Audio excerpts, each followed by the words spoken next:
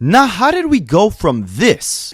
Did the Drake vocals come in yet? Hey yo, Drake, did the Drake vocals come in yet? Did the Khaled vocals come in yet? To this. Now he puts up Khaled. Khaled says, I have 2 Drake songs on my new album coming 2024. Remember, he crossed out at the beginning of the booklet. He crossed out 2024 is going to be my year, and he put 2026. Do we think Khaled's going to have another Drake song? I don't think so. It's because what goes up must always come down, and that is the case with nearly every artist in music history. But what happens when an artist ascends to the top through a strategy that's not reliant on creative skill or talent, but instead banking on brokering bangers with the biggest names in music at any given time? How do you fall off when you have the hottest artist of the moment on speed dial throughout any and every era? T-Pain fell off? It's alright, you could just call up Future. Future's not answering? Alright, maybe send a text to Drake. I don't know what to say. It's every waking moment that I'm alive. It's like you give someone everything you have and they're just like, another one, honey, honey, honey. Drake's not giving you another one. Alright, then let's go bigger and better. Let's call up Rihanna. Rihanna's retired? Alright, let's try some new artists. Who's the hottest today? Well, the kids love Youngboy, no pun intended, and Post Malone. He's been on his country wave. Let's bring him back into hip-hop. Let's make him collab with Youngboy. This should be a massive moment, right? No, absolute flop after flop. You want another one. Alright, Future and Lil Baby, that's a match made in heaven. Let's put them on a track together as if this is still 2022. You know, DJ Khaled had to turn off his Instagram comments due to people crapping on him for a multitude of different reasons, but he's got Jay-Z, one of the GOATs, on speed dial. Why not bring him into the studio and get his comments on your new single?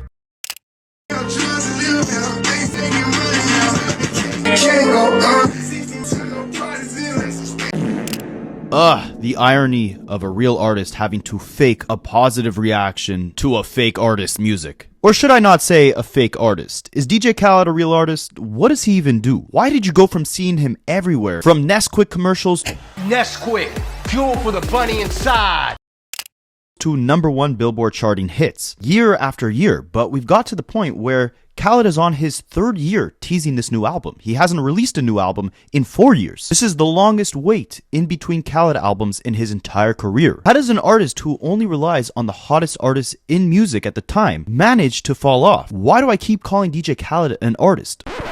What does he even do? Well, in fact, at one point in his career, Khaled was actually very useful. And the reason he got to the position he's at right now is due to a very intense work ethic that he does deserve credit for. But in order to understand what DJ Khaled even does and why it's looking like the point of no return for his career in music, we gotta understand where Khaled came from. DJ Khaled was born in 1975 in New Orleans, but he was actually birthed by 2 parents who emigrated from Palestine to New Orleans with just $20 in their pocket. To survive in America, the family sold clothes out of a van at local flea markets and eventually worked their way up to opening a small shop in a New Orleans mall, and DJ Khaled would sleep there, watching his parents work 24 hours a day, 7 days a week. Khaled reflects on his childhood saying, if I wanted to hang out with my mother and father, I had to hang out with them hustling. This is what shaped DJ Khaled's relentless work ethic. He's the busiest man who built a career off of no one knowing what he actually does. But he knew that whatever it is he actually does, it's what he's wanted to do since a kid. He told the Miami Times, I knew when I was a kid, this is what I wanted to do. There's nothing else that I wanted to do more than this. Some people can't handle being great. I can. As Khaled grew up, he left New Orleans with his family to start a new life in Orlando, Florida. Believe it or not, he actually started his music career as a real DJ. He worked with a small setup in his garage at the age of 13 and started building the foundation of his large physique and his large career with the help of a keyboard, turntables, a drum machine, and a stack of records that ranged from the Isley Brothers to Sam Cooke and Bob James.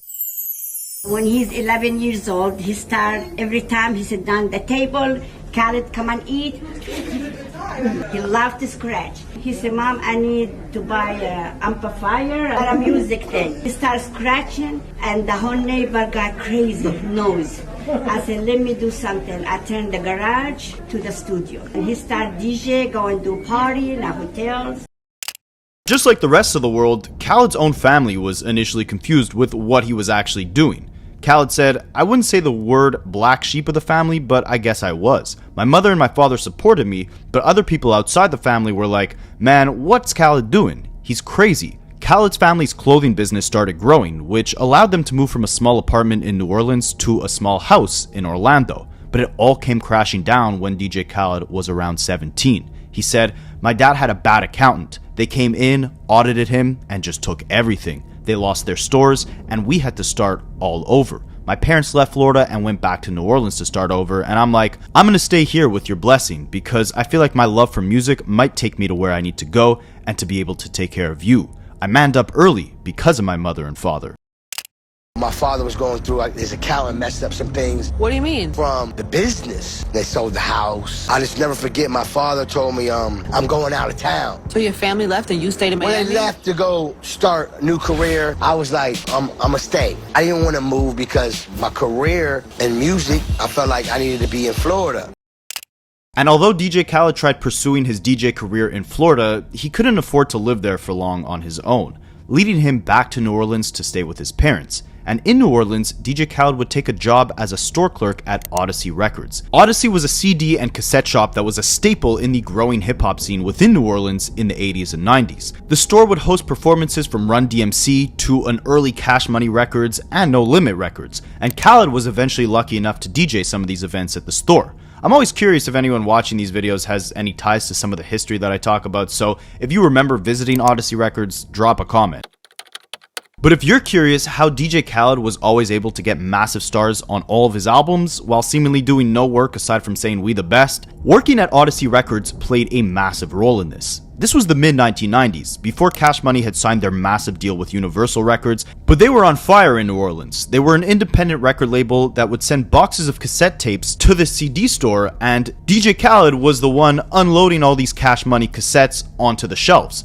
Birdman, the founder of Cash Money, would come in and hand Khaled a box of albums, and they would essentially sell out instantly. Khaled would get calls from record labels interested in signing Cash Money, and they would ask him, is it true? Are these albums really selling out as quickly as Birdman is saying they are? Pull out his trunk a bunch of tapes, and he would come drop them off on the counter, and I would have to report them in to your man Gary that used to own Odyssey. As soon as he dropped them off, I would call them like an hour later and be like, yo, everything's gone, sold out. All the record companies used to call. This before, I guess, he had his deal, and the record companies used to call the record store, and I would pick up and be like, yo, is it really true that y'all selling that many tapes and CDs? I'm like, oh nah, this shit real. Lil Wayne, way back then, when you want to buy a cassette, you go to Odyssey Records. What was Odyssey Records? You go to Odyssey Records right in the Carti Shopping Center, and you would, on a nice day, you'd find DJ Khaled in there DJing and selling records. I shot at Juvie. And Khaled wasn't just stocking shelves with CDs, he witnessed history while DJing at that record store. He saw the day that an 11-year-old Lil Wayne came through and met Birdman for the first time.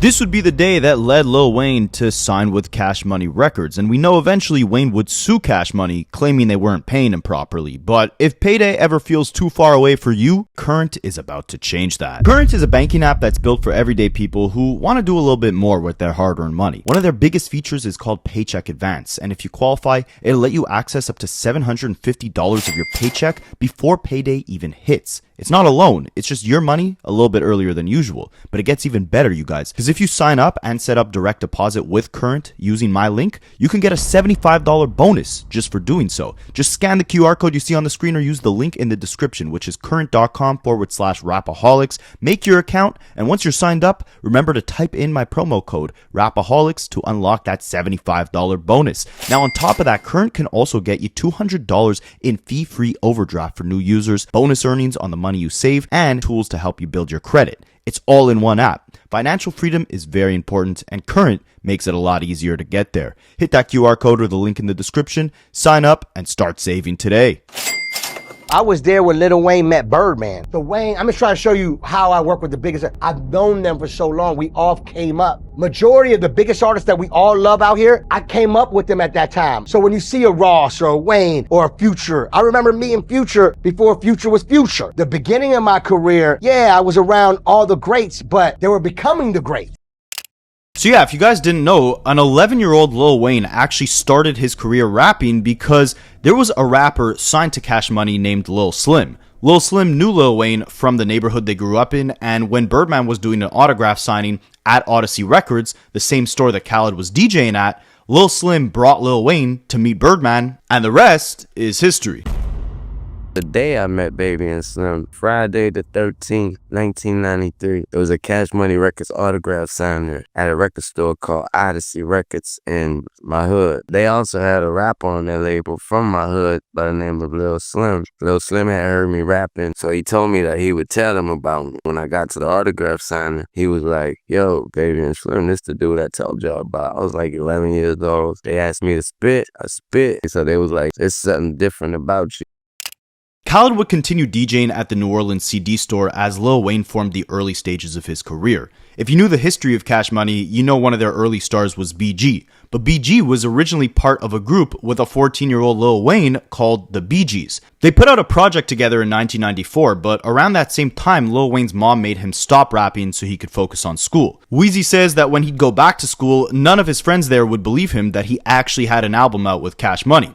So when he knew DJ Khaled was DJing at Odyssey Records, he would tell his friends that afternoon to come to the store so Khaled could prove to all these middle schoolers that Lil Wayne really was a Cash Money artist. I was in 5th grade. Cash Money had put the album out, True Story, BG's. People thought that BG was who we know BG as today, but it was him and I. We were a group. My mama pulled me away from the group during the recording process, still ended up on 4 songs. To show my homies in school that I'm telling every damn day that, nah, I got an album out, I'm really with Cash Money. Come with me on Thursday. Only reason why I'm gonna take you on that day is because I know he gonna be another DJ dude. The DJ had behind in the there, counter. in the record store. And although this is when things started to look up for Lil Wayne's career, this is when things would take a bad turn for DJ Khaled just a couple years into his career working at the record store. One month, Gary Hausenthal, sorry for mispronouncing that name, he's the owner of Odyssey Records, and he noticed something weird about the store's phone bill. This is back in the day when they used to charge you for each phone call that you actually made. Gary said, I'm looking at all these calls, and I'm like, I never called these people. Someone had been using the office phone to contact record labels in New York. And Gary didn't know why. He knew it was one of his employees, but he decided not to make a fuss. But to make sure it didn't happen again, he unplugged the phone in his back office and moved it to the front of the shop. Then a few weeks later, he dropped by the store, and when he walked in, he noticed the phone was missing from the front. DJ Khaled, who was supposed to be working at the counter, was also missing. Spicy. Gary walked into his office, and he saw DJ Khaled with his feet kicked up on the desk, yapping on the phone while he was supposed to be on the job. He had been moving the phone to the back of the store when Gary wasn't around. And this was the moment where he was forced to leave Odyssey Records. Gary says, I think that may have been how we ended our professional relationship. Nowadays, Gary, just like most of us, is kind of confused on what the once DJ ended up actually doing to achieve the amount of success that he now has. Speaking on Khaled's long come up from the Odyssey Records days, Gary says, I'm proud to be a small part of whatever he is today. He pauses before asking, I don't even know what he is now. What's his deal? Did the train folks come in yet? After getting fired from Odyssey Records in New Orleans, Khaled's deal was taking the little money he had from working at the store, booking a flight back to Florida, and doing whatever he could to make it in music. Just like his parents before him, Khaled arrived to Miami with not much more than $20 in his pocket, and he slept in motels, his girlfriend's car. This was back when he could fit in a car. Those 3 Big Macs are for me. And he'd sleep basically wherever he could. The radio scene in Miami was much bigger than New Orleans, so DJ Khaled did whatever he could to start DJing live on air and essentially kicking off his music career. In his first year, a lot of people turned him down, but eventually in the mid-90s, he met the producers Cool and Dre. They were DJing on Mix 96, which was a Caribbean pirate radio station. Khaled came up to Cool and Dre and said, hey, I just moved to Miami from Orlando, and I've been trying to get on the radio. Everyone keeps telling me no. I wonder if I can get some time on your slot. Now, this was before Cool and Dre would become the Grammy-nominated producer duo, and they were about to head on a trip to Atlanta for a big opportunity. So they let Khaled take a chunk of their radio airtime, and once they eventually left for Atlanta, Khaled ended up taking their whole slot. Cool and Dre said that when we got back to Miami 9 months later, Khaled had already taken over the city. When we came back to Miami, the first thing we did was turn on Mix 96, and all day long, it was just Khaled. 27-year-old who grew up all across the country hit the South Florida DJ scene on an underground station. Khaled was sleeping at the radio station. Just like his parents hustling their clothes out of their car 24/7, Khaled used to hustle on the turntables, DJ until the early morning, pass out on the floor, wake up, and do it all again, until he quickly became a strong voice on Miami radio. His marathon sets led to club gigs and eventually a residency at Miami's Rockers Island, which was a Caribbean festival. During his near homeless hustle in Miami, somehow Khaled also ended up in New York at one point, and that's where he met Fat Joe in 1993. Joe was about to release his first album, and Khaled, I guess through being connected to record stores and radio stations, he had snagged a vinyl copy of the album before it was released. So when he saw Fat Joe, he asked him to sign the album and if he could rep Joe's label, Terror Squad. When I met Khaled, he had the vinyl to my debut album. Yo, Fat Joe, can you sign this? What the are you doing with the vinyl on my album? This was several weeks before Represent came out. I didn't even have a vinyl copy. He was the same charismatic DJ Khaled as you see today. I do my thing, he explained. I gotta get my Fat Joe early. Nobody's gonna stop me from winning. I'm out to win. I took such a liking to him. I kept in touch with him and we became friends. I've been down with Fat Joe since his very first album. I met him at New Music Seminar in New York City. I had his vinyl, album before it came out. He seen me with the vinyl in front of the hotel in New Music Seminar. He asked me how I got that. I was trying to explain to him like, yo, you know I got promo, like I get early. He looking at me with the face sideways like, so I'm like, yo, this man about to kill me. And we just end up kicking it. He'll come in my garage, I'll make beats. Joe and Khaled stayed in contact, but Khaled kept building more connections and growing his reputation as an actual DJ within Miami. Yes, at one point he really was a real DJ. By 1998, Luther Campbell, the frontman of 2 Live Crew, went to a party on Key Biscayne. It was an industry party for radio professionals, but Campbell says that DJ Khaled stood out immediately. He's frantically DJing, lowering the music to scream his classic catchphrases over the mic, bouncing off the walls and mixing Jamaican dancehall tracks with hip-hop bangers. Campbell recalls seeing Khaled do his signature shouting and said he had a mouthpiece on him, man, so much energy. Did the train folks come in yet?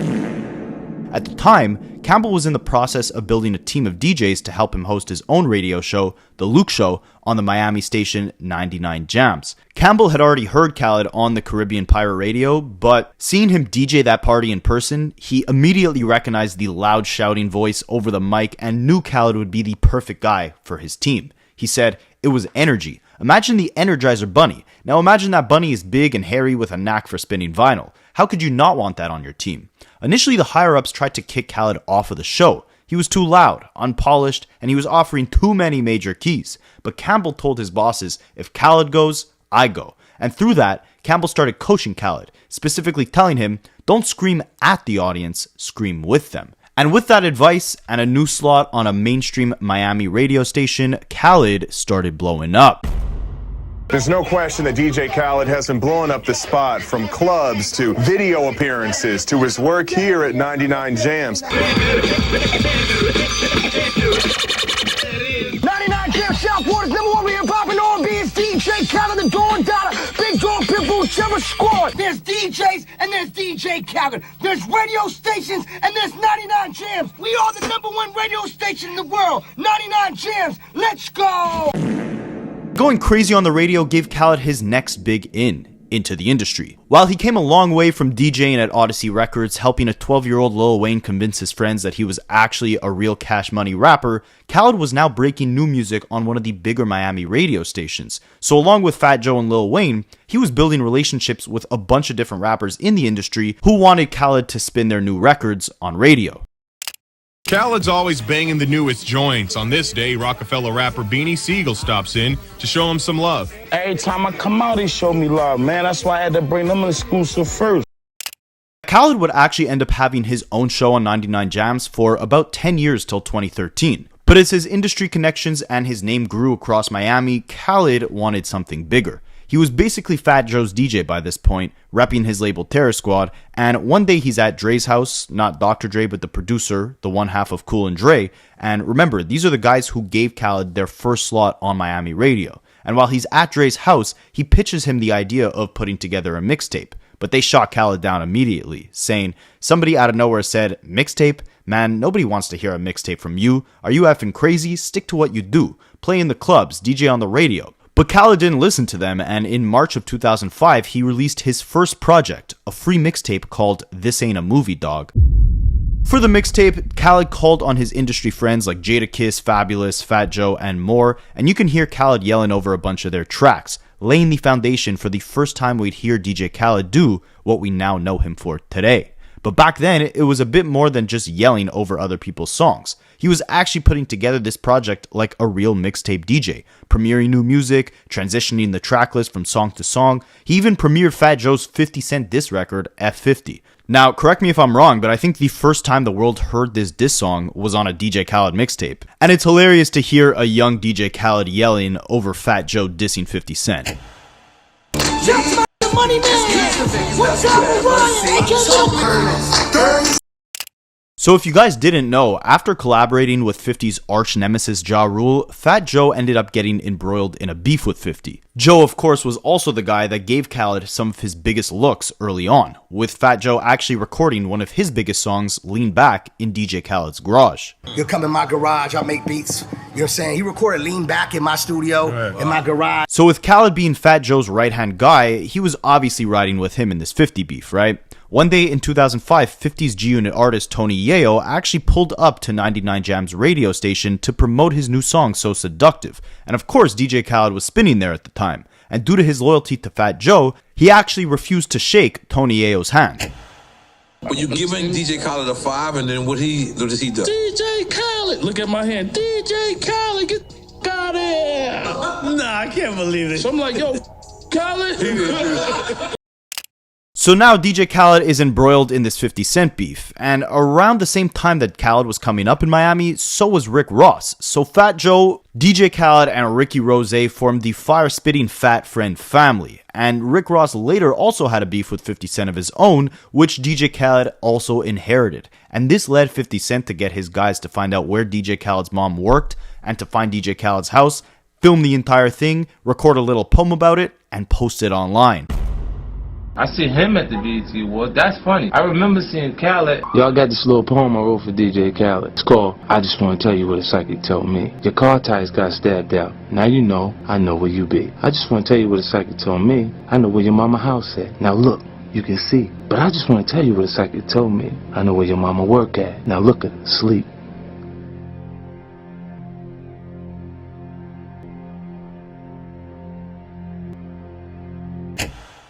I could do an entire video on the 50 Cent Rick Ross Fat Joe situation, drop a comment if you want it, but with Khaled, after this first official mixtape, it was time for him to raise the bar. He was with one of the bigger rapper-owned collectives at the time with Terror Squad, he's got a massive radio show in Miami, and he just put out his first mixtape. So what's next?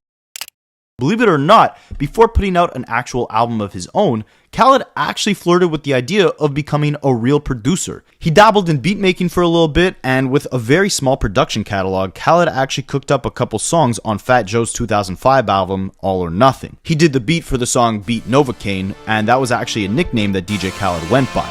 Beat Novocaine, go figure it, Joe Crack running New York, who would've thunk it? He also used to go by the name Arab Attack, but he changed that after 9/11. And this was around the time that he started going by his real name, Khaled, and he attached the DJ next to it because, of course, at the time we now know he was actually DJing. So just to put an end to the long-standing question that the entire world has probably asked themselves at one point in time, what does DJ Khaled actually do? Like I said, we now know he really was DJing on the radio and at some clubs in Miami. He had a very short career of producing some beats as well. And when you're asking yourself, what does DJ Khaled actually do with his albums? You could kind of think of him as like a mixtape DJ, sequencing his own projects together, right? And just yelling on top of them, structuring the whole track list, etc. And before actually releasing an official album of his own, DJ Khaled actually took on the role of a mixtape DJ for a short period of time. He reconnected with Lil Wayne for the first time in 2005 to host his underrated mixtape, The Suffix. And then he linked back up with Birdman and Lil Wayne to host their February 2006 collab mixtape, The Carter 2 Part 2, Like Father Like Son.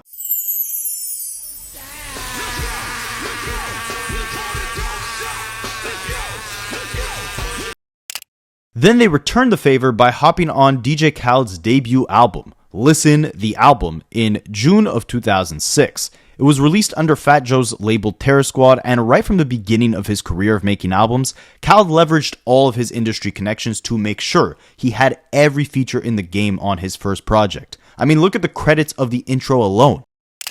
He had 24 artists on his first album, a 17-song project, and it actually spawned some hits. He gave us an old-school Kanye classic with the song Grammy Family, which also featured Consequence and John Legend, and Khaled's breakout single was called Holla At Me, which introduced a young Rick Ross to the game, while also featuring his boss, Fat Joe, and Lil Wayne. A now 24-year-old Lil Wayne, who of course came a long way from the 12-year-old that DJ Khaled knew when he was working in New Orleans at the Odyssey Records CD shop. And by this point going forward, DJ Khaled put the nightclub, radio, and mixtape DJing to the side and focused mainly on concocting his own albums. While you could make the argument that a lot of DJ Khaled albums feature songs that were simply throwaways from artists who weren't going to use those tracks on their own projects, some of Khaled's biggest songs were actually concocted with the intention of being real DJ Khaled songs, especially early on. For his big early hits, and in my opinion his best hits like We Taken Over, I'm So Hood, All I Do Is Win, Khaled actually took, and I hate to say it or compare him to this, but he adopted a Quincy Jones type role where he had a vision for an instrumental and he would gather the right artists to execute the type of subject matter or theme that he was going for that particular track. Look at All I Do Is Win, for example. This became not only one of DJ Khaled's most iconic songs, but one of the most iconic songs that celebrates victory in any capacity. This song was played at a walkout by former President Obama. Thank you, everybody. You could hear it in pretty much any mainstream commercial that tries to sell you some motivational BS. But that song wasn't just a throwaway that was gifted to Khaled. It was Khaled himself who laid the groundwork for the vision of that song. He had the beat, and T-Pain wasn't working at the speed or urgency that Khaled felt necessary to align with the anthemic essence that he was going for. So he told T-Pain to stay in the studio. T-Pain said, "But I was about to go leave and get dinner." So Khaled said, "Wherever you were gonna go eat, I'll order it here." So T-Pain had Khaled order a bunch of lobster to the studio and they got to work. Khaled still wasn't satisfied with the lyrics, and he told T-Pain the song isn't about wanting to win or needing to win, it's that all you do is win. He essentially fed T-Pain the actual foundation of the track, and T-Pain put the pieces together with his melodies. DJ Khaled was like, "Look, man, I got a beat. I really like this beat. I need a hook on it." I was like, "Man, I was just about to go eat. Can we do this tomorrow, next week, or something like that?" He was like, "Where were you going to eat? I'll bring it here. I'll have them bring enough for 10 people in the studio." I was going to get like Checkers or something, but I was like, man, I was going to get this lobster and this steak. And sure enough, had people bringing in trays of lobster and steak. The way me and Payne make records, he always wants me to give him my vibe, my talk. Like, what you about right now? And I just kept telling Payne, man, we got to win, man. So, you know, he goes in there and he just goes, all I do is win, win. I'm not lying. Every time we have a conversation, I record. And he just keeps going. Was it really just him kind of badgering you like, yo, we got to win, I got to turn my album in? It was a lot of that. And I was like, give me the talk. He did all that, we got to win. And then I started doing it. All I do is win. The things I was thinking of and the things I was saying back to him, he kept saying, nah, that's not big, that's not big. And I'm like, okay, well, what about I want to win? And it's like, nah, that's not it. What about I'm trying to win? No, that's not it. Well, goddamn, Khaled, I guess all I do, all I hit the goddamn record button. When we make records, I always come up with like words. Like when we make Go Hard, like or Out Here Grinding, or I'm So Hood, like it's just I would come up with like a one word, like win. You don't write, you just go in the booth and I have that button that you push to talk back and forth. That's why I respect like a Quincy Jones. It's who you could put in a room together. You kind of almost have to orchestrate a situation and have a vision and a dream. But it wasn't just All I Do Is Win. All T-Pain was doing was helping DJ Khaled win. And if I end up titling this video something along the lines of Drake was right about DJ Khaled, it's because T-Pain should have followed what Drake just did 20 years ago. I study what Drake just did for a living. Drake effectively cut Khaled off. He stopped giving Khaled his throwaways, he stopped writing hooks for Khaled, and because of Khaled's lack of loyalty or failure to pick a side and appreciate, the breadwinners in his little system of pumping out hits left and right, his career is at the lowest point it's arguably ever been. But we'll touch on that later in this video. Let's focus on DJ Khaled's original Drake for a second, T-Pain. You might be saying, oh, Rapaholics, it's so rude to call T-Pain the original Drake. It makes him sound so disposable, right? But the reality is, this is how DJ Khaled was treating all of these hit makers. DJ Khaled's first album did alright, but it was nothing crazy. It was that second album that made him more of a force to be reckoned with massive hits like We Taken Over and I'm So Hood, two songs that T-Pain was involved in the writing process for. Then DJ Khaled's third album comes around, and the two hits off that project, both the hooks for those songs were also written by T-Pain, Out Here Grinding and Go Hard.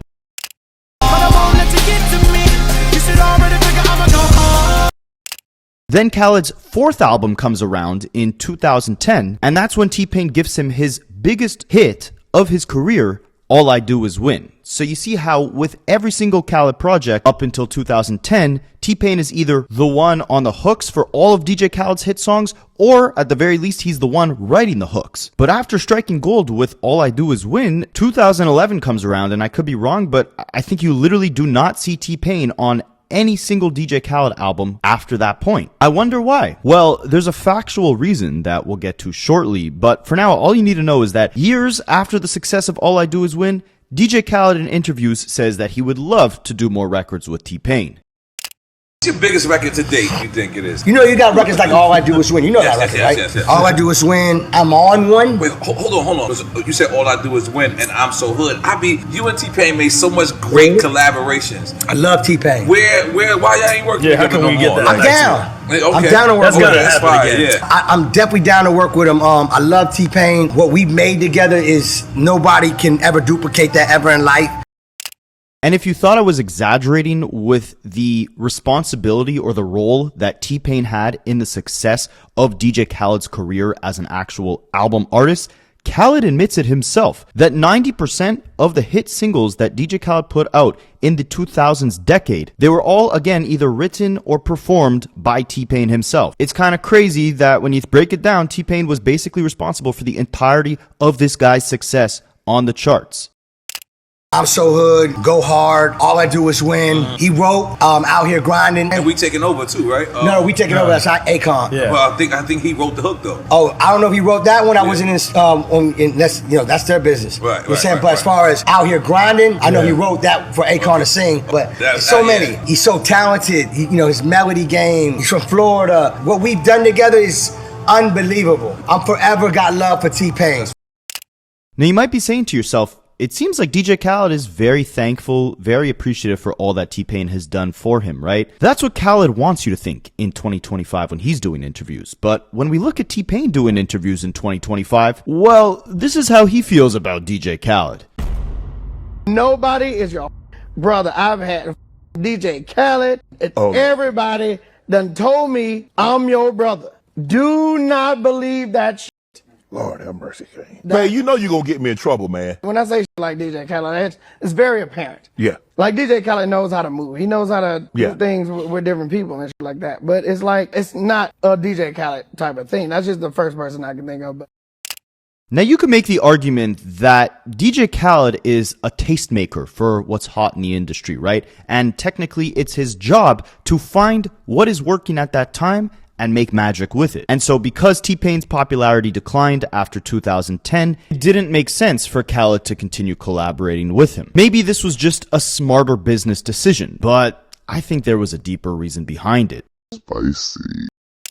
See, at this point in 2010, DJ Khaled is 4 years into a successful career as technically what you could call a solo artist. And aside from T-Pain, he also had a slew of hits with Lil Wayne. So it only made sense for Khaled to bring things full circle, because he was once stacking shelves with Cash Money CDs, witnessing Lil Wayne at 11 years old signed to the record label. It was now Khaled's turn to become a Cash Money member and sign Birdman's dotted line. Khaled had already signed this contract. We did a publishing deal, we did a record deal, we did a merch deal, and we did a book deal. You understand me? Around the same time, a young Lobby Drake Gavilan Graham would also sign under Lil Wayne to Young Money Records. And now instead of Khaled badgering T-Pain or Akon for hooks, Drake quickly became the go-to hook guy. Lil Wayne did say in 2009 that we're gonna be alright if we put Drake on every hook. And in Khaled's case, that couldn't be closer to the truth. Did the Drake vocals come in yet? Fresh off of signing his Cash Money contract, Drake gifted DJ Khaled his highest chart-topping hit at the time with I'm On One. And while in my opinion this is one of the best DJ Khaled posse cuts, this is also when we started seeing Khaled adopt the formula of simply leveraging his connections with the biggest artists in the game to take their throwaway songs and just label them as his own. What do I mean by that? Well, I'm On One was initially just a Drake hook and a verse that was meant to be on Lil Wayne's album The Carter 4. That's why you heard Lil Wayne spit a verse at the end of that song. DJ Khaled was close friends with Rick Ross and they collaborated on pretty much every big DJ Khaled single, so it made sense that Khaled also put Rick Ross on I'm On One. Me and Drake working on a record together, and there's two other artists I'm putting on the record as well. Trust me, straight superstars. But boy, do we have them hit. You see, I went and bought a bottle of rosé. We about to go talk to Drake, odd chat style, because he gave me a snippet over the phone. I lost my mind. I just left Ross, and he's like, Khaled, he sent that shit. I say he sent it, Ross. This is going down in history. Because when this go number one, I'm going to tell the story. You know, Lil Wayne on Twitter said, patience is a talent. He ain't lying, boy. Apologize if I say this shit so big, it's called I'm On One. He looked at my face, I swear I almost had tears in my eyes. I ain't gonna sit there and lie to you, Drake. Nah, thank you, man. Yo, listen, I think the most powerful thing is when people download it, it's gonna say DJ Khaled featuring Drake, Wayne, and Ross. I think you say DJ Khaled. I know when the record blows, when I hit them stages, you know, because we always in the same place a lot of times, I just want to be out there and just get them off. Like, right. And I would argue that up to this point, this was the least amount of effort DJ Khaled ever put into one of his own singles. Songs like We Taking Over, I'm So Hood, All I Do Is Win, these were songs that Khaled built from the ground up. He'd hear an instrumental, he would have a vision for the theme or the subject matter of the song, he would bring in either T-Pain or Akon to lay the hook, and then he would go all around to all his rapper friends in the industry, playing them the beat, and if they liked it and caught a vibe, then they would spit a verse on the record. He was playing more of an executive producer slash like puppeteer type of role where each song fit his own vision and was concocted under his umbrella. But now he just got his biggest hit ever with I'm On One, which was simply a Drake throwaway song that didn't make it onto the Carter 4. Khaled didn't make the beat, he didn't feed Drake the subject matter, he barely had any innovative ideas of other artists to bring on the song, right? Lil Wayne was already supposed to be on it. This song was basically just gifted to Khaled, right? And DJ Khaled now being signed to Cash Money meant that he can receive all of the Drake and Lil Wayne features that his heart desired. So what's the point in doing all the work yourself when you're sharing a label with the biggest rappers in the game? Just take the songs that they don't end up using on their albums and put them on yours. Well, that formula didn't necessarily work for long. See, Khaled caught the occasional mild hit with songs like Take It to the Head with Chris Brown, Nicki Minaj, Lil Wayne, and Rick Ross, or when he tried to recreate the magic of I'm On One with the 2013 song No New Friends featuring Drake, Rick Ross, and Lil Wayne. But do you notice a pattern here? There was no longer diversity with the artists on these songs. The play was now get a hook, typically from Drake, put Rick Ross on the song and some other Cash Money artists, typically Lil Wayne or Nicki Minaj, and then just pray for the best. Now, this became stale pretty quick, and it was obvious by the dip in DJ Khaled's album sales, with each one now selling less and less ever since he signed to Cash Money.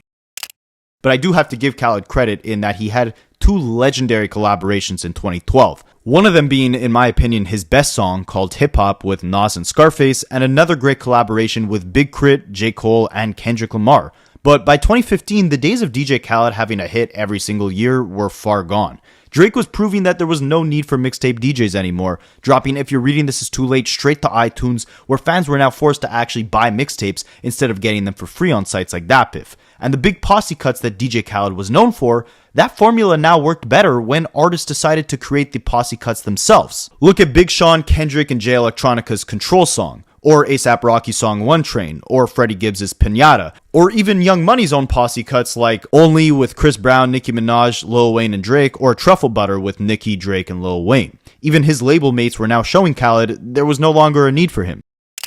There were also other very indirect threats to DJ Khaled. For one, there was now a new DJ in hip-hop who was more famous for internet antics rather than actually DJing, and that was none other than DJ Big Mac's Akademiks. Aside from resembling DJ Khaled in stature and appearance, Akademiks also mirrored Khaled's trajectory in the sense that he got his footing into music by actually DJing, then he hosted radio shows, then he took his talents to YouTube, where he amassed a following through vile commentary. DJ Khaled was no longer the most viral DJ that didn't actually DJ. That was Akademiks.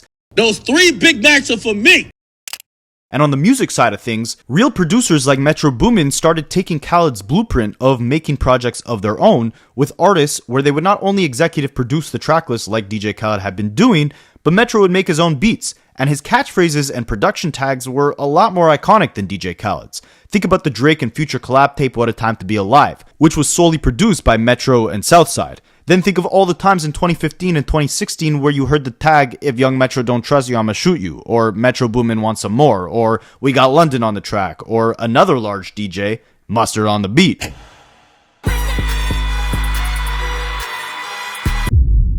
All of these guys were active, real DJs or real producers who started taking Khaled's formula of having their own tags, making their own albums with track lists featuring tons of their rapper friends. But unlike Khaled, these producers had a signature sound that they were known for, and their albums were much stronger, considering the fact that artists like Mustard and Metro actually made their own beats and concocted cohesive track lists for their projects. Now you might be saying, but Rapaholics, didn't you say DJ Khaled was an actual producer? Like, what does he actually do? Well, after Khaled caught his first few hits, he pretty much gave up on beat making. Later in his career, you would only see him end up as a producer on his own albums, but considering the fact that he gave his son and even Allah credits as being executive producers on his later albums, I think it's fair to say that Khaled uses the term producer pretty loosely, and he would just credit himself as a producer on his albums because he could get away with it and he could collect some extra royalties. So by 2015, with Khaled's success dying down and his formula becoming repetitive, he actually left Cash Money Records. It was around the same time that Lil Wayne also left the label, and Rick Ross had put out a diss song against the Cash Money founder Birdman, claiming that he ripped off not just Lil Wayne, but also didn't pay Khaled what he was owed. In the song, Rick Ross says, "What hurt me the most is how you did my brother Khaled. Khaled was loyal to you. The pain I seen in my brother's eyes, FaceTiming, he took that stuff to the chin. That's why he's blessed. That's why my guy Khaled is blessed. You put my guy in the hole." And in interviews, he implied that Khaled was actually going broke at the time that he was leaving Cash Money Records and was never properly compensated for all the work and all the albums he put out on the label. And this really marked a pivotal time in Khaled's career. After all those Drake throwaways that Khaled put on his album, he wasn't properly compensated by Cash Money, and he wasn't left with much cash money of his own to continue his music career, which was now slowly dying. But Khaled had something that no DJ, no producer like Mustard or Metro, no one had. He had an insane character. The same charisma and foolish personality that drew in Fat Joe in the early 90s and got him a placement on the 99 Jams radio station in the late 90s would now serve DJ Khaled a whole new, revitalized, larger purpose. A revitalization that saved his whole career. And not just saved his career, but brought it to heights that he had never seen before. And the crazy part is, this was all unintentional. Some people can't handle being great. I can. Original shot of you, Dan Dada style. With the blood clap, bomba clap. Respect Mother Nature. Respect your mother. Coconut water. Walk with me through the pathway of more success. Lion! With a lot of free time on his hands as he looked for a new record label, DJ Khaled documented his everyday life onto the social media platform Snapchat. From getting lost in the middle of the Miami Ocean on his jet ski, to eating food 24/7, to giving his followers a daily dose of motivation, DJ Khaled would end up going viral as the first influencer to draw people in on social media, not for any talent in particular, but for his hilarious personality, his hijinks, and his cartoon-like confidence and catchphrases. He became the most followed person on Snapchat, and I don't think he only saved his own career, but I think he also saved the entire Snapchat platform, because this was long before the days of Instagram comedians like Drew. And back when this was going down in 2016, the idea of a TikTok or Instagram influencer wasn't fully formed yet. But fans knew that if they wanted to get a glimpse of what Khaled was doing, they had to find it on Snapchat. So Snapchat and DJ Khaled's numbers started climbing astronomically, and the former DJ quickly became a caricature of his former self. It wasn't about dropping the hottest record anymore, it was about coming up with the most hilarious, outlandish, motivational catchphrases that could keep his new Snapchat fans engaged. I'm leaving the gym. There's a lot of days in the gym, so I refuse to give the A my energy. Big up Mother Nature for watering my plants with the rain. Lion! Make sure you respect your mother. Hey, yo, Daniel, happy birthday. Thank you. How's business? Boomin. Ben, how's school? Amazing. Ben, how's business? Boomin. I like that. The ladies always say, Khaled, you smell good. I use no cologne. Cocoa butter. Cocoa butter is the key. They will try to close the door on you. Just open it. Another one. Hey, what? With the blood clot. Hey, yo, just school man with the bum buck. Hey, yo, just school man with the buck. Hey, yo, just school man. Another roadblock. We will overcome it, though. Happy birthday, Khaled. Don't play yourself. We the best. Another one. But this Snapchat success also worked great for his music career because he now had a whole new set of eyeballs on him. This would lead him to have a much larger budget to work with to acquire features from artists for his new songs. And after signing a deal with Jay-Z's Roc Nation label, he teamed up with Jay to give us the hit song that encapsulated his key catchphrase. I Got the Keys, DJ Khaled, Future, and Jay-Z. This song kind of felt like Khaled going back to his roots. Like, the subject matter was obviously crafted with DJ Khaled's newfound success story in mind. And I'm assuming Khaled was the one behind the idea of getting Future and Jay-Z on the same song together. Looking back, I don't know how I bumped this song. It didn't age very well. And he had another hit around this era that, in my opinion, also didn't age very well. One of his biggest hits at the time with his frequent collaborator Drake for the song For Free. Did the Drake vocals come in yet? But beyond becoming a frequent name that you'd see on the Billboard charts, DJ Khaled quickly became a household name in the mainstream. He'd appear on every late night talk show, award show, sporting event, tacky commercial, and a lot more. DJ Khaled! Made with 100% real milk. Nesquik. Fuel for the bunny inside. Yo, Devin, remember to brush in a circle motion. Thank you. Don't give up. Geico. Hello, Mr. Khaled. Do you have a tax question? I use my crib as a bed and breakfast from time to time. Major key alert. Did you just look at your phone while you was in class? You played yourself. You better turn in that paper and get an A+. Unlimited streaming from T-Mobile. Wow, you're DJ Khaled. You're Spider-Man.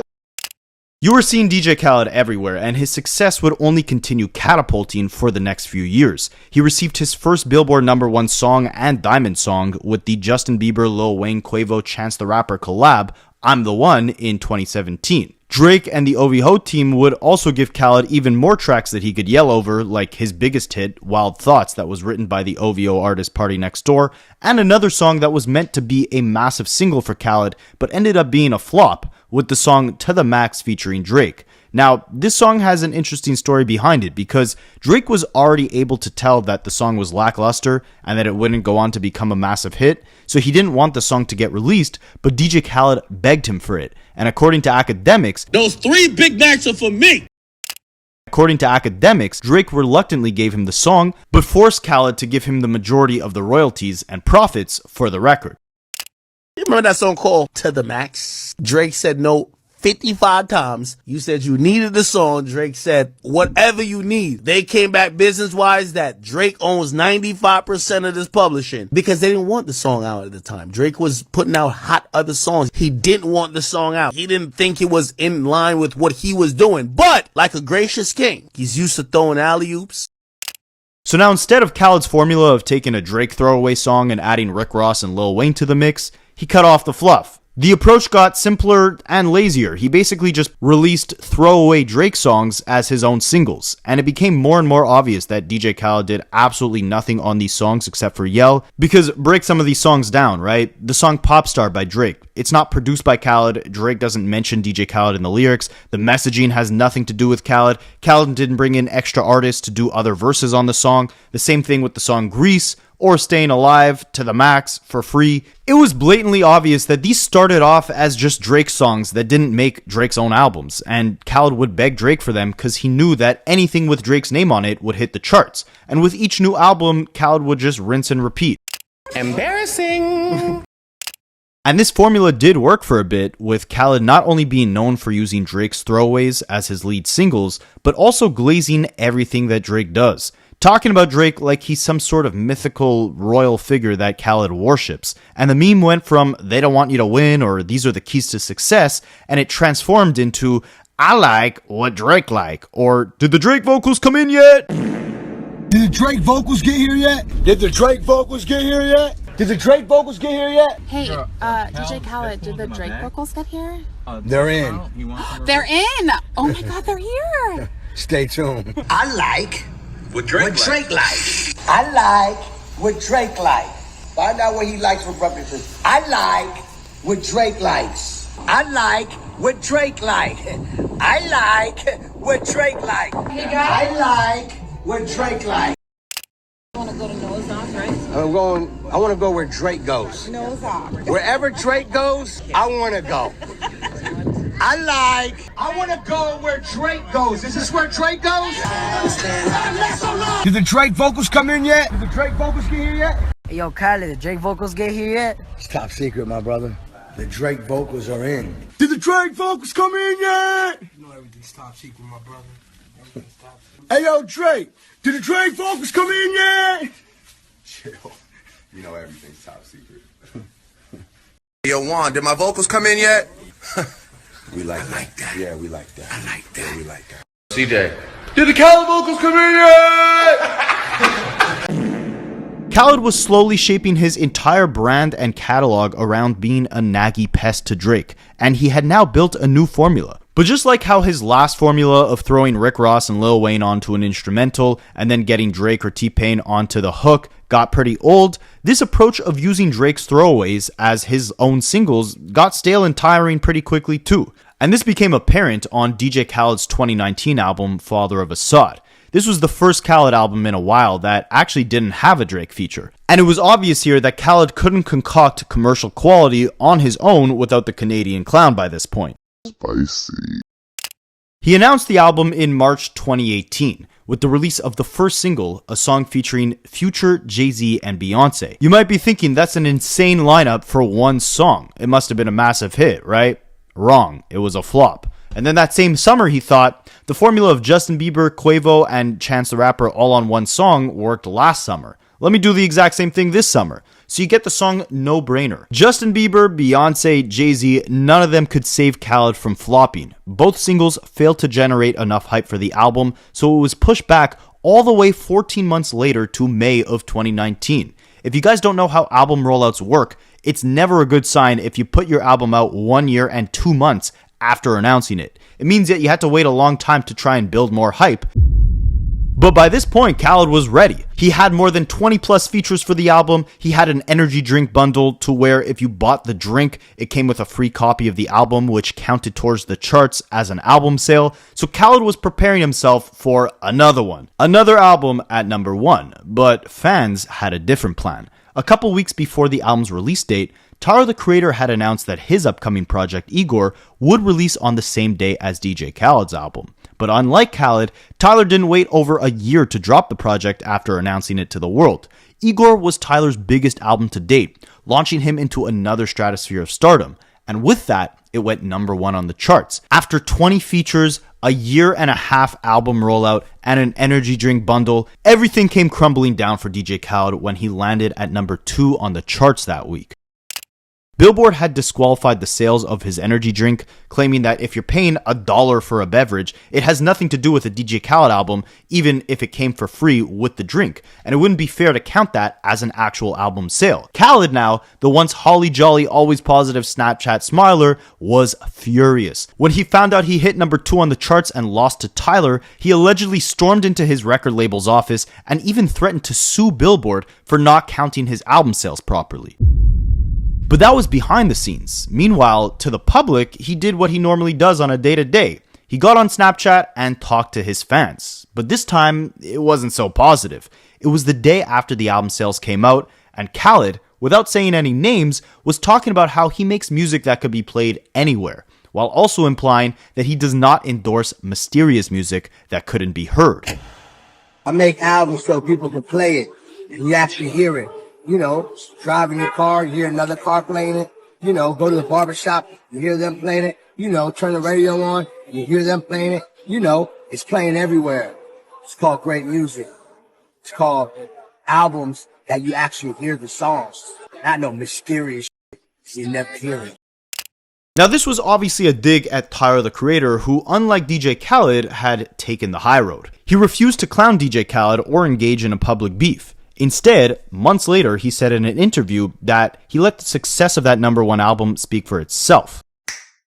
He wasn't wrong. I'm not in the barber shop. I'm not at the club. I'm not diddy skitty. I'm not in the back of the Maybach. But I didn't say nothing. I just let that number one speak. The ego had to deal with that because his whole identity is being number one. When he didn't get that, that sat with him longer than that moment because his whole identity is we the best. We the number one. When the underdog to him took that away from him, the ego was deflated.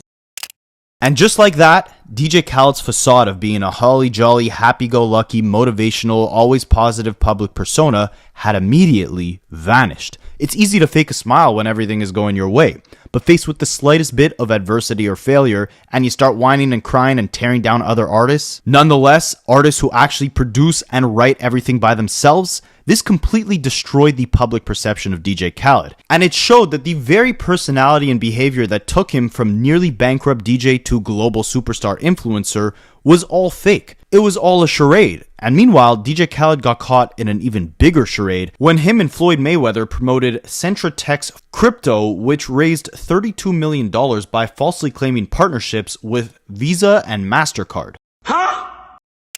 Floyd Mayweather allegedly received $300,000 and DJ Khaled received $50,000 to promote the coin on social media without disclosing that they got paid to promote it.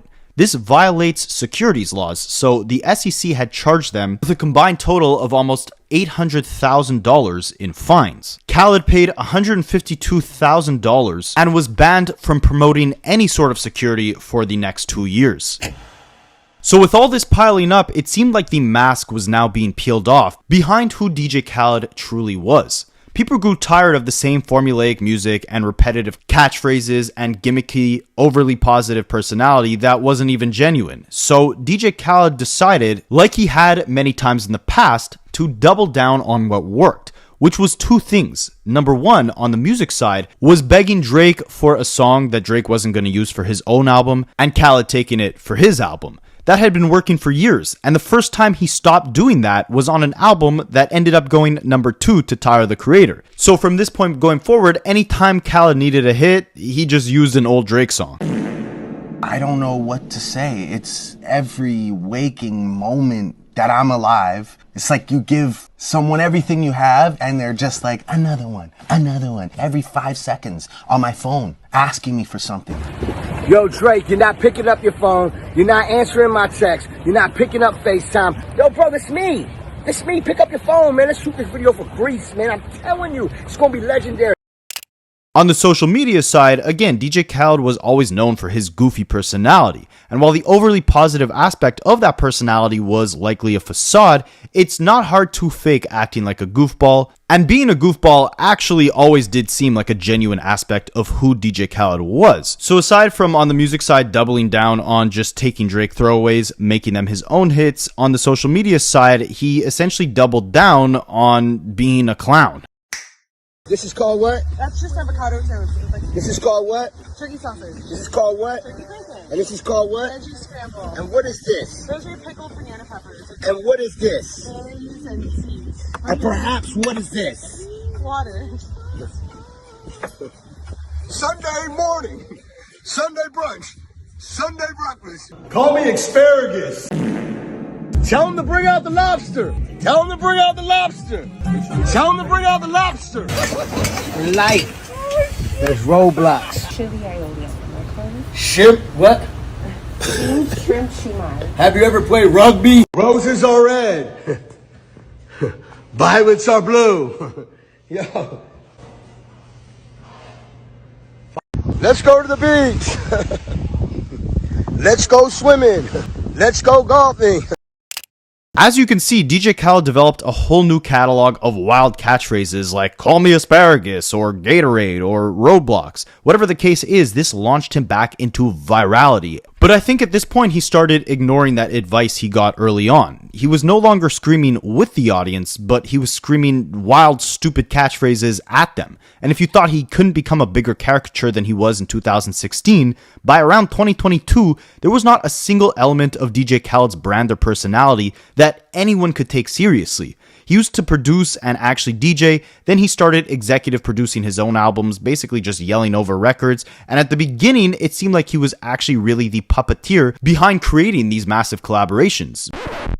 But by now in the story, any DJ Khaled hit you heard was just him slapping his vocals onto leftover Drake songs and calling them his own. He was once a pioneer in the vlog influencer space, giving fans motivational quotes while documenting his luxury lifestyle on Snapchat, but now he was just documenting how much of a goofball he can be, and how high the bar can be raised for how fried his catchphrases could become. And I guess, if the formula ain't broke, don't fix it, and once it does break, that's when you gotta pivot. Well, that's what DJ Khaled is now faced with by 2023. The war between Israel and Palestine broke out on a scale that we haven't seen in decades. Khaled, who had briefly lived in Palestine with his family and his parents being from there, and he actually allegedly still even has family there, he's arguably the biggest celebrity in Hollywood with actual connections, ancestry, and familial ties to that land. In the past, he had spoken on what it's like being a high-profile Palestinian American, saying, "It's incredible because, you know, what I represent, love, positivity, family, peace, happiness, prosperity, progress. I mean, just to be able to say that I'm an American Palestinian, that's so beautiful." But as the conflict and destruction in the territory escalated, it became more and more strange that DJ Khaled didn't say a single word or try and offer any form of positivity around the conflict. DJ Vlad, who just like DJ Khaled is another DJ who's not actually known for DJing, he pointed out how strange it was that both Drake and DJ Khaled were silent on the issue, stating, "Has anyone noticed that the most famous Jewish person on earth, Drake, and the most famous Palestinian person on earth, DJ Khaled, haven't said a single thing about the Gaza-Israel conflict? It's not like Drake is too busy. He's been writing paragraphs about Joe Budden hurting his feelings about his new album. DJ Khaled has been working overtime promoting his new Jordan sneakers, but both of them have been silent on this topic. Why is that?" So to the few fans left who genuinely thought DJ Khaled stood for positivity, unity, love, and family like he had claimed, and like his Snapchat persona had portrayed, they were now dwindling off with each new day that Khaled stayed quiet on the conflict. Khaled's own cousin says that Khaled's silence on the issue has strained their relationship. So of course, this is a horrible look for DJ Khaled, who by 2022 had probably spent millions on his album called God Did, with features from everyone from Jay-Z to Drake, Lil Wayne, etc. He had expensive samples on there, and there was not one real hit to come out of that project. So, as he puts it, he needs another one. But until he speaks out about the global issues that affect his people, it was hard for anyone to accept the goofy, clueless catchphrases and sound bites. His comments on Instagram got flooded with people asking why he's remained completely silent. And it got so bad to the point where, in order to make it seem like his brand wasn't a total dumpster fire, DJ Khaled had to disable the ability to comment on his Instagram pictures. Simultaneously, Snapchat had been dying down, with DJ Khaled no longer even being the biggest celebrity on the platform. But Khaled had one more bullet in the chamber, a surefire plan that has worked dozens of times in the past, a Drake song. But not just one Drake throwaway, this time he had two. In 2023, he walked Drake out at one of his shows, and DJ Khaled was holding up a sign that said, "I have two Drake songs on my next album." It would be during this same tour that Drake had announced he'd be putting out one more project, then taking a long break from music to focus on his health issues, but that he also had a couple favors and features that he needed to do that he promised some people before he takes his little break. Of course, we know Kendrick would bait him back into making music after taking a shot at both him and Drake Cole on the song Like That, and with that song, it seemed like half of the rap game immediately turned against Drake. I study rap battles for a living.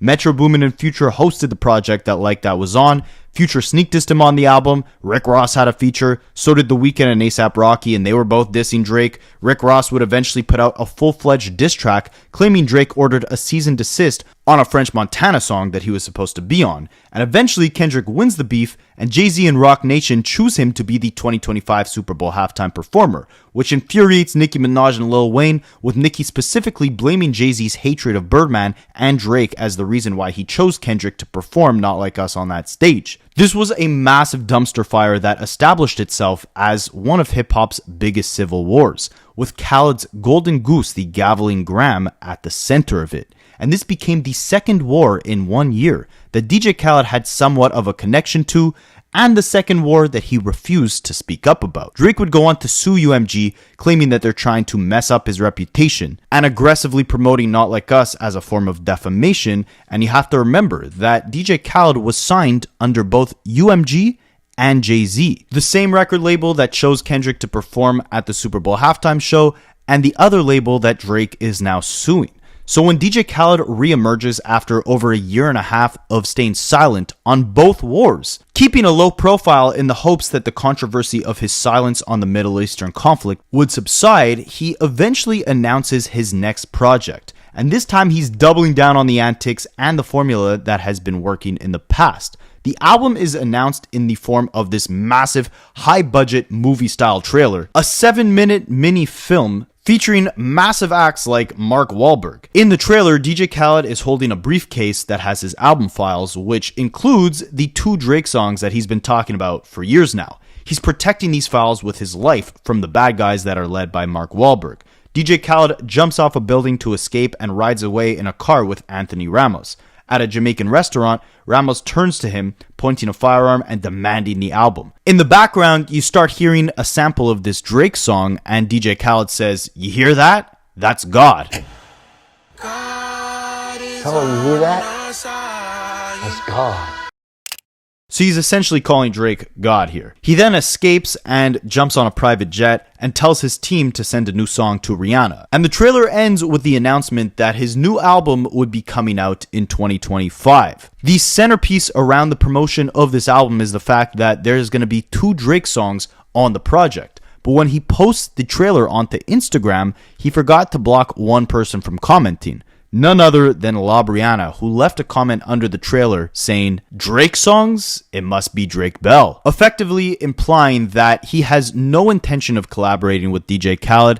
DJ Khaled releasing this new album on 2 record labels that Drake is going to war against, and after many artists that are close friends with DJ Khaled effectively turning on Drake, like Future, Rick Ross, Metro, and more, DJ Khaled's silence in this civil war led Drake to not want anything to do with him. And although I give a plethora of pokes at the Petition Padre for his pettiness, in this situation, can you really blame Drake? Drake did what T-Pain should have a long time ago. He essentially told Khaled, "You need me to survive in this industry, but when the entire industry turns against me, you have nothing to say? You can't stand up for anything? Anybody? Even the very guy who kept your career afloat all of these years?" It took T-Pain 15 years after All I Do Is Win and all the other hits he gave DJ Khaled to finally let the world know that DJ Khaled was not a real friend to him, was not there for him when everyone turned against T-Pain. And when everyone turned against Drake, DJ Khaled showed his true colors. So instead of giving Khaled another one, with one single Instagram comment, Drake effectively shut down Khaled's entire album rollout and made it incredibly hard for him to get another hit. The climate of hip-hop today is very different from where it was even 5 years ago. The up-and-comers who were the biggest hitmakers 5 years ago, like DaBaby, Lil Baby, Roddy Ricch,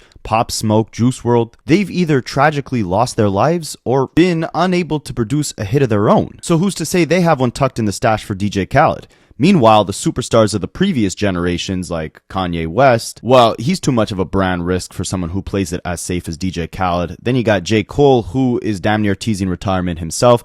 Kendrick Lamar, who I don't really see him doing a feature with Khaled anytime soon. Maybe Travis Scott or Future, but even their stuff sometimes is hit or miss in terms of whether it'll leave an impact on the charts. And we see that because DJ Khaled's new comeback single featured Future and it made no noise. The key to Khaled's reliable formula was Drake. And due to Khaled's inability to pick a side or stay loyal to anything in his career, those easy, quick, cheap hits from Drake were now robbed from DJ Khaled. Drake made this even more evident when he started teasing his new album, Iceman, because in the Iceman booklet that contained the release date for the project, there was also a picture of Drake and Khaled together. Khaled holding that very same sign that I showed you guys earlier when he walked Drake out on tour in 2023, teasing that the following year in 2024, he would have 2 Drake songs on his upcoming project. We all know what happened in 2024, and we know how it was another instance of Khaled conveniently remaining neutral, watching the spectacle from afar while Drake got torn apart by the entire industry. Drake posting this picture is him clowning Khaled. It's him showing the world, hey, remember all those people who used to rely on me for hits? Remember how I was damn near the backbone for DJ Khaled's career? Well, his days of getting favors are no longer. And ironically, just like how Khaled went up in interviews speaking all positively about T-Pain, his first greatest hit maker, when T-Pain had publicly said that Khaled was a fake industry friend. Well, with Drake expressing those exact same sentiments as T-Pain, DJ Khaled gives the same type of fluffy, BS, disingenuous answers about his friendship with Drake when he's asked about them in interviews in 2026. Let me ask you a question. With all this beef going on that was... I survived the Fat Joe 50 Cent beef. That's a big beef. Listen, Ross and 50 Cent, when they going at it. Fat Joe and 50 Cent going at it. But Joe, we gonna keep it real? I'm the one out of the crew that always says, yo, we don't need that. We need to come together. We don't need that. We need love. We need positivity. And at the same time, it's not just that. We don't want to slow up the money. Like, what in the AI-generated slop answer is this even? He's saying, I'm the one that's always trying to keep the peace and unity and all this crap. We know that's not true, because you announced these Drake features on your album and Drake pretended like he didn't even know that you planned on releasing them. And now you're pretending like you had no involvement in this beef. Like you guys are all brothers and it's all sunshine and rainbows, when Drake is letting the world know he does not mess with you in the slightest. Like, what did Kendrick say? The audience is not dumb. Like, you're trying to convince the audience that you didn't use T-Pain for all these years and then drop him when he wasn't as hot, and that you guys are still friends and you love him. Now you're trying to say that you and Drake are still best friends, you still love Drake, Drake still loves you, but Drake is clowning you online, clowning you for the fact that you have no hitmaker anymore to actually sell albums. You're trying to convince the audience that you're this peaceful, positive guy who stands for unity, who brings people together on the music, through the music, but then you're tearing down Tyler the Creator when you don't get a #1 hit. You don't stand up for any global conflicts, even when it involves your own family. And now Drake is crying online, basically trying to tell the world he feels betrayed by you. And this is an even bigger slap in the face because you can't even keep it honest when you're asked about him. But did you try that with this nuclear bomb that went on with because I know the Sixth God was always your brother, he supported you. I love Drake. I love T-Pain. I'm forever got love for T-Pain. Ross is your day one. I love Ross. Future's your brother. I love What Future. did that feel like when the whole world's fighting each other? What it feel like is that I didn't get in that energy. There's 2 energies I'm not going to get in. Hate. Ask me a question. How do you deal with hate? Please, can you ask me? How do you deal with hate, brother? I don't. And then when you speak about all those great legends that you just talked about from Drake, my brother Future, Drake, who else you named? Ross. Those are my brothers. If you can't question my friendship. How? It's impossible. Ain't nobody like mother DJ Khaled. Joe, you know that. Take your glasses off. Let them see. You know that. I super know that. So all in all, it's looking like DJ Khaled is going to be in a tough position, to say the least. How will he get another one? Maybe it's time to finally call up T-Pain. Justice for T-Pain, alright? T-Pain did too much for this music industry to get treated the way he did for so many years. I think the best outcome to the story would be if T-Pain and Drake linked up on a diss song against DJ Khaled. But let me know what you guys think, and I'll catch you in the next one. I study rap Aholics for a living.